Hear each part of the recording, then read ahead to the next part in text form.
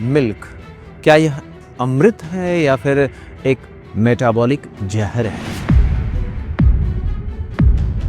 Diabetes के मरीजों के लिए दूध क्या उपयोगी है या नहीं है? दूध केवल कैल्शियम या प्रोटीन का स्रोत नहीं है। प्रकृति ने इसे एक सिग्नलिंग सिस्टम के रूप में डिजाइन किया था। भारत में हम जिस जर्सी गाय के दूध A1 मिल्क की बात करते हैं, उसके पाचन से BCM7 नाम का एक पेप्टाइड बनता है। यह आपके आंतों में सूजन, इन्फ्लेमेशन पैदा करता है। मलाई निकला हुआ यानी जो स्किम्ड मिल्क है वो जहर के समान है, क्योंकि यह केवल इंसुलिन बढ़ाता है। क्या दूध छोड़ देना ही एकमात्र रास्ता है? जवाब है नहीं। आज की चर्चा केवल एक जानकारी नहीं है, बल्कि एक साइंटिफिक जर्नी है जिसको आपको जानना ही चाहिए। मिल्क, क्या यह अमृत है या फिर एक मेटाबॉलिक जहर है? आज हम इसको डायबिटीज के पेशेंट्स के पॉइंट ऑफ व्यू से समझने की कोशिश करेंगे। एक ऐसा सांस्कृतिक विरोधाभास जो कुछ समय पहले आप सभी के सामने आया होगा। नमस्कार दोस्तों, मैं हूं डॉक्टर राजीव रंजन। क्या होगा अगर मैं आपसे कहूं कि जिसे हम सदियों से अमृत कहते आए हैं वह आधुनिक भारत में मेटाबॉलिक महामारी का एक गुप्त कारण हो सकता है? लेकिन ठहरिए, क्या होगा अगर विज्ञान यह कहे समस्या दूध में नहीं बल्कि हमारे उसे समझने के तरीके में है? आज हम उस सफेद तरल दूध की परतों को खोलेंगे। कोई सतही बातें नहीं कहेंगे, कोई व्हाट्सएप यूनिवर्सिटी का ज्ञान नहीं होगा। आज बात होगी सीधे रिसर्च पेपर्स की, mTOR-C1 पाथवे की और उस सेलुलर सिग्नलिंग की जिससे आपका शरीर हर घूंट के साथ पढ़ता है। इस पूरी चर्चा का मकसद है यह जानने का कि डायबिटीज के मरीजों के लिए दूध क्या उपयोगी है या नहीं है। इसको हम समझने की कोशिश करेंगे। यह भी जानने की कोशिश करेंगे दूध को प्रकृति ने किस मकसद से बनाया था, और अगर कोई डायबिटिक पेशेंट्स दूध का सेवन करते हैं तो वो उनके लिए कितना उपयोगी हो सकता है। मैं तो यहां तक कहता हूं कि दूध सामान्य व्यक्ति के लिए भी कितना उपयोगी हो सकता है या डायबिटीज के कंट्रोल करने में कितना उपयोगी हो सकता है। इसी चीज को लेकर के आज हम चर्चा करने वाले हैं। दूध केवल कैल्शियम या प्रोटीन का स्रोत नहीं है। प्रकृति ने इसे एक सिग्नलिंग सिस्टम के रूप में डिजाइन किया था। मिलियन ईयर्स में दूध के जो कंटेंट हैं वो इस तरीके से प्रकृति ने डिजाइन किए हैं जिसमें एक माँ अपने बच्चे को संदेश देती है कि बढ़ो, जल्दी बढ़ो। यानी यह ग्रोथ के सिग्नलिंग के हिसाब से प्रकृति ने इसे डिजाइन किया है। और मैं आपको बता दूं, ग्रोथ हार्मोन एक ऐसा हार्मोन है जो इंसुलिन के खिलाफ जाकर के काम करता है। ग्रोथ हार्मोन ग्लूकोज के लेवल को बढ़ाता है। तो ग्रोथ हार्मोन के सपोर्टिव एक्शन में प्रकृति ने दूध का कनेक्शन मां और बच्चे के बीच में बनाया है। मैंने आपको बताया है ना कि प्रकृति ने इसे एक सिग्नलिंग सिस्टम के रूप में डिजाइन किया था। एक माँ अपने बच्चे को जब फीड कराती है, अपने दूध को पिलाती है, तो सिग्नल होता है बढ़ो, जल्दी बढ़ो। लेकिन जब एक 40 साल के वयस्क गाय के या भैंस के दूध का सेवन करते हैं जिसका मेटाबॉलिज्म पहले से ही धीमा है, अगर गाय या भैंस के दूध से मिलने वाले मिल्क का ग्रोथ सिग्नल बार बार मिलता रहे तो शरीर भ्रमित हो जाता है।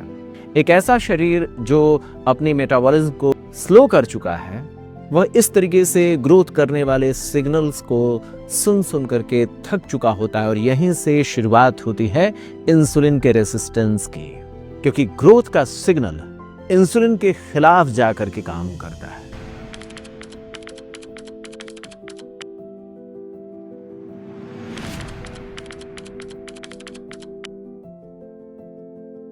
मैं अपनी लगातार चर्चाओं में ग्लाइसेमिक इंडेक्स की बात करता हूं।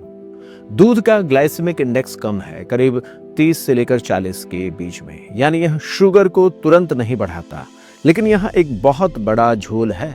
दूध का इंसुलिनेमिक इंडेक्स बहुत ज्यादा होता है।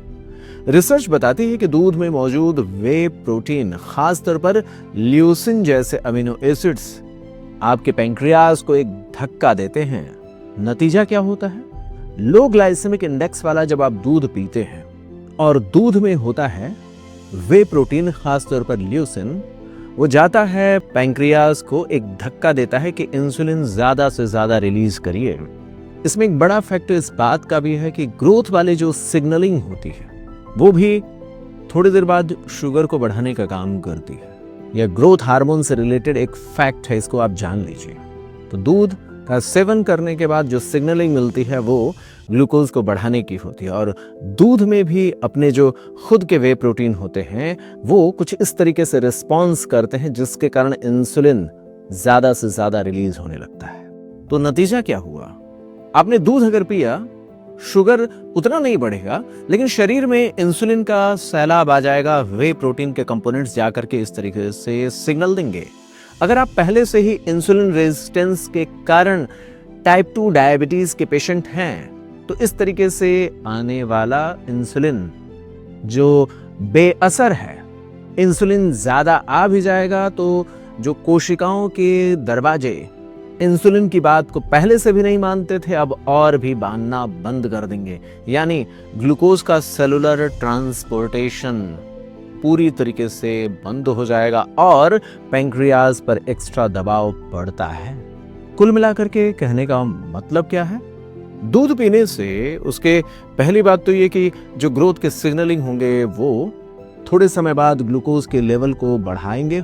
खुद उनके पास ग्लाइसेमिक इंडेक्स लो होने के बावजूद भी जो उससे रिलेटेड सिग्नल होते हैं वो ग्लूकोज के लेवल को बढ़ाते हैं, और इसके रिस्पॉन्स में इंसुलिन भी ज्यादा रिलीज होता है।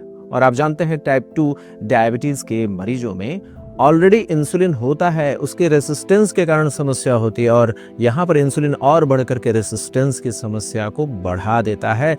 कहने का कंक्लूजन ये है।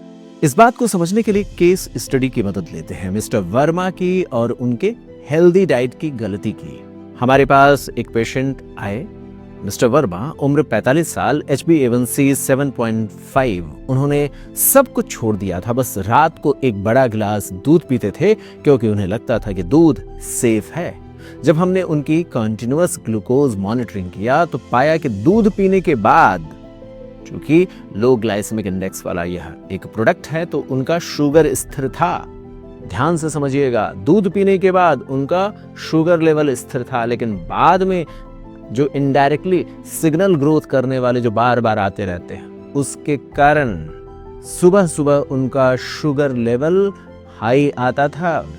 इतना ही नहीं, इनडायरेक्टली उनका अगले दिन फास्टिंग इंसुलिन भी हाई मिल रहा था।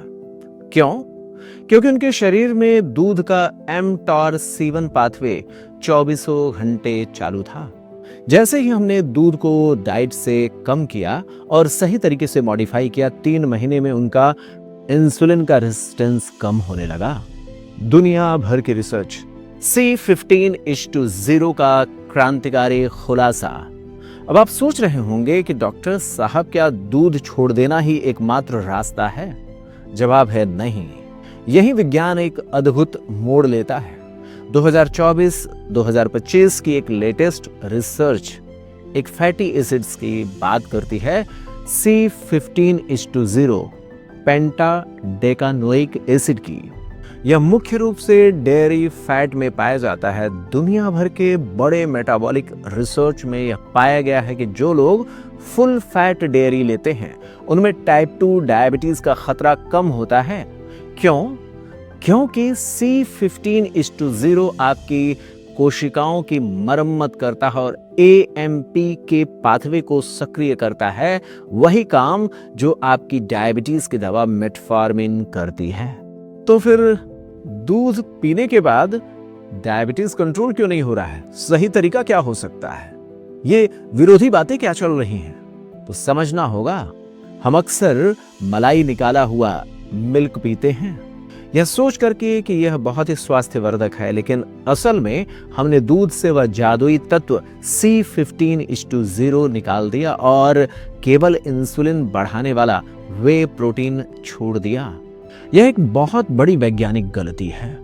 इतना ही नहीं, हमें लौटना होगा दूध के प्रोडक्ट, उसको चुनना होगा जो हमारे देसी गायों के सिस्टम में है।